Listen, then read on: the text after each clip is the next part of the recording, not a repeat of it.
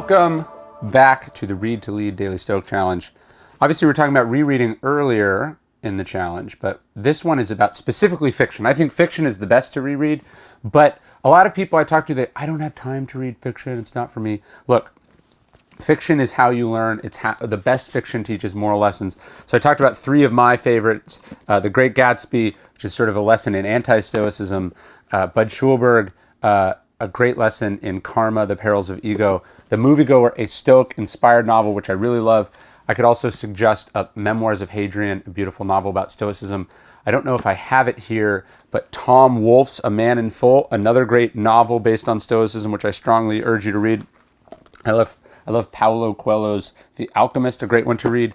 Or you can turn to the classics. Like, you can read novels that novels or plays or works of fiction that the Stoics were familiar with. The Stoics loved to quote Sophocles. You could read Sophocles. You could read the Odyssey. They love talking about the Odyssey. This is my copy of Aeschylus, another Stoic favorite. The Stoics were so fond of fiction and the lessons it could teach that it's why you hear these works of fiction referenced constantly in Seneca and Marcus Aurelius. There's one early Stoic, I believe it was Cleanthes, who so copied and relied on Euripides' Medea that he called his work Cleanthes' Medea, and that he said he quoted almost the entirety of this work of fiction over the course of his writing. So turn to fiction. Do not just stick with self-improvement. Do not stick with just nonfiction. How to. Don't stick with just works of journalism.